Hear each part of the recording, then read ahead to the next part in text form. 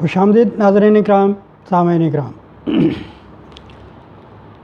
آج کا میرا موضوع offences and prosecution under income tax ordinance کیا ہوتا ہے اور اس کے جرائم اور اس کی پروسیکیوشن کارروائی جس کو بولتے ہیں وہ کس طرح عمل میں لائی جاتی ہے، مختصراً بیان کروں گا اسٹوڈنٹس اور عام جنرل پبلک عوام کے لیے آگاہی کے لیے ہے۔ اس سے پہلے ریکویسٹ کروں گا کہ میرے چینل کو سبسکرائب کریے، لائک اور کمنٹس میں اپنی آراء سے آگے کیجیے۔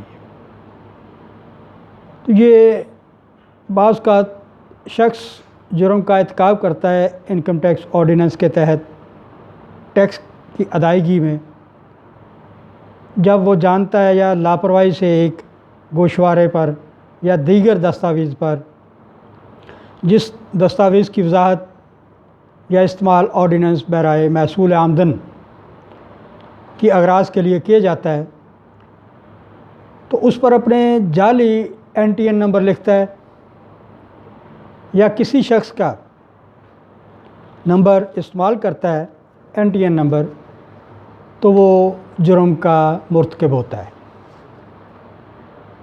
تو سامعین ناظرین کرام، جب یہ جرم سرزد ہو جاتا ہے تو اس کے لیے سزا کیا ہے؟ وہ یہ ہے کہ کم از کم 50,000 روپے جرمانہ ہوتا ہے، یا اس وقت کے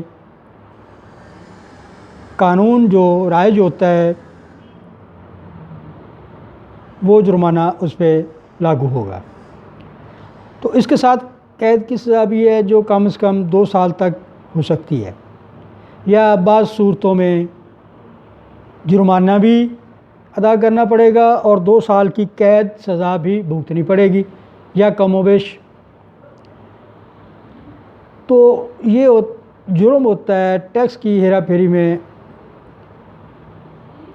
اور یہ سیویئر بھی ہوتا ہے، یعنی کہ بہت زیادہ خطرناک بھی ہو جاتے ہیں جرائم، اور بعض کا عام سطحی بھی ہوتے ہیں جن کی انکم ٹیکس آرڈیننس میں صراحت کی گئی ہے۔ اس کے تحت اس بندے کو جس نے یہ سارا کچھ کیا ہے، غلطی کی ہے، جرم کیا ہے، سزا ملتی ہے۔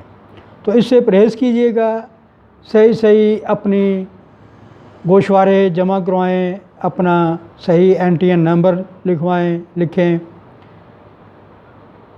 ان جرائم سے بچیے گا جو آپ کے لیے، آپ کے مستقبل میں، آپ کے کاروبار کے لیے پریشانی کا باعث بن سکتے ہوں۔ تو کچھ نکات یا کچھ ایسی باتیں ہیں اس میں جو میں بیان کرنے لگا ہوں کہ آرڈیننس برائے محصول آمدن کے تحت جرائم اور کارروائی کیا ہے۔ پہلے نمبر پہ خاص قانونی ذمہ داریوں کی عدم تعمیل کے لیے کارروائی کی جاتی ہے۔ تصدیق میں غلط بیانی اگر ہوئی ہے تو اس پر کارروائی کی جاتی ہے، یا آمدن کو چھپایا گیا ہے، صحیح ظاہر نہیں کی گئی تو اس پہ کارروائی ہوتی ہے، یا ریکارڈ کو مینٹین رکھنے کے لیے، برقرار رکھنے کے لیے وہ شخص کمپنی ناکام ہوئی ہے تو اس پہ کارروائی ہو سکتی ہے۔ غلط یا جھوٹی یا گمراہ کن بیانات دیے ہیں، اسٹیٹمنٹ دی ہے تو اس پہ کارروائی ہو سکتی ہے۔ ایک انکم ٹیکس اتھارٹی کو روکنے کے لیے کارروائی ہو سکتی ہے۔ کرکی یا ضبطی کو روکنے کے لیے، جائیداد کی منتقلی کے لیے کارروائی ہو سکتی ہے، یعنی کرکی یا ضبطی کو روکنے کے لیے، جائیداد کی منتقلی کے لیے کارروائی ہو سکتی ہے۔ ایک سرکاری ملازم کی جانب سے معلومات غیر مجاز انکشاف کے لیے کارروائی ہو سکتی ہے۔ تو یا اعانت، مدد کے لیے کارروائی ہو سکتی ہے کہ کسی کی مدد کرنا، کسی کو غلط راستے پہ چلا دینا کہ جی آپ اس طرح کر لیں، اس طرح ٹیکس بچ جائے گا، ایسے ہو جائے گا، ایسے ہو جائے گا۔ تو آرڈیننس کے تحت اس میں کارروائی بیان کی گئی ہے اور اس کو جرم کے زمرے میں بیان کیا گیا ہے۔ تو جناب والا اس سے بچیے گا، کمیشن آف آفینس سے، پنشمنٹ سزاؤں سے بچیے گا، کمیشن آف فردر آفینس، اس کے بعد پھر مجرمانہ اقدامات کرنے سے بچیے گا۔ تو جرم کا ارتکاب جو ہوتا ہے وہ جرائم جو خاص قانونی ذمہ داریوں کی عدم تعمیل کی بابت ہوتے ہیں، وہ الف 1 دفعہ 114 کے ذیلی دفعہ نمبر 116 کے ذیلی دفعہ 1 کے تحت نوٹس کی تعمیل کرنے میں ناکامی یا ایڈوانس ٹیکس ادا کرنے میں ناکامی، باب نمبر 11 کے حصہ 5 کے تحت ذمہ داریوں کی تعمیل کرنے میں ناکامی پہ ہوتے ہیں۔ پھر دفعہ نمبر 140 یا 176 کے تحت تعمیل کیے جانے والے نوٹس کی تعمیل کرنے میں ناکامی پر کہ تعمیلی نوٹس آ گیا ہے، اس کی تعمیل نہیں کی، تب بھی وہ جرم کے زمرے میں آ گیا۔ دفعہ نمبر 141 کی ذیلی دفعہ 3 یا ذیلی دفعہ 4 کے لوازمات کی تعمیل نہیں ہو سکی، تب بھی مجرم ہو گیا۔ معقول سہولت اور امداد فراہم کرنے میں ناکامی کہ عملے کو، انکم ٹیکس آرڈیننس کے عملے کو، ٹیکس ڈپارٹمنٹ کو معقول فیسلٹیز نہیں دی گئیں، امداد یا ہیلپ آؤٹ نہیں کیا گیا، چھپایا گیا ہے، کچھ ہیل ہوجے سے کام لیا گیا ہے، تو جرم کے زمرے میں آتا ہے۔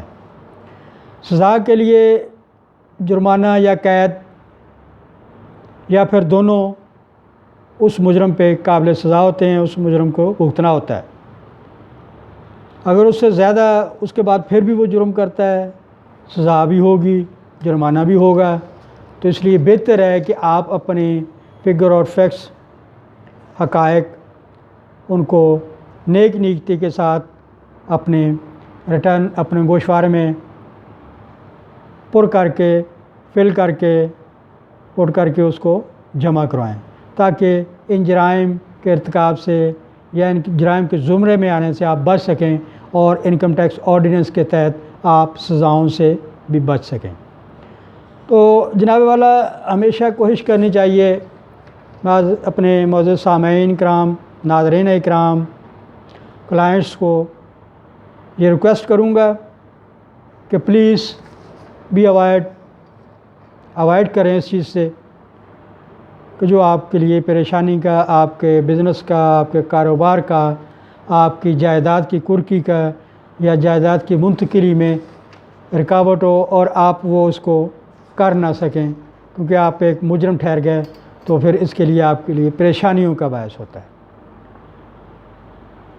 مختصراً بیان کروں گا کہ کمپنی کے principal officer, director, general manager, company secretary یا اسی طرح کے دیگر آفیسر جرم کا جب ارتکاب کرتے ہیں تو مجرم ٹھہرائے جاتے ہیں، جس جرم کا ارتکاب آرڈیننس برائے محصول آمدن کے حصہ 11 کے تحت کیا جاتا ہے۔ اس طرح ایسوسیشن کے رکن کو جرم یا مجرم تصور کیا جائے گا جب وہ جرم کرتا ہے جس جرم کا ارتکاب آرڈیننس برائے محصول آمدن کے حصہ نمبر 11 کے تحت افراد کی ایسوسیشن کرتی ہے۔ تو اپنے آپ کو ان ساری چیزوں سے، مجرم ٹھہرنے سے، ٹیکس بچانے کے چکر میں نہ پڑیں اور بچائیں۔ اپنے کاروبار کو، اپنی روزگار زندگی کو آسانیاں مہیا کریں، ایک پڑھے لکھے اور سمجھدار شہری ہونے کا ثبوت دیں۔ آخر میں ریکویسٹ کروں گا کہ میرے چینل کو سبسکرائب کیجئے گا، لائک اور اپنی ویلیویبل آراء سے کمنٹس میں آگی کیجئے گا۔ Thank you very much. اللہ حافظ۔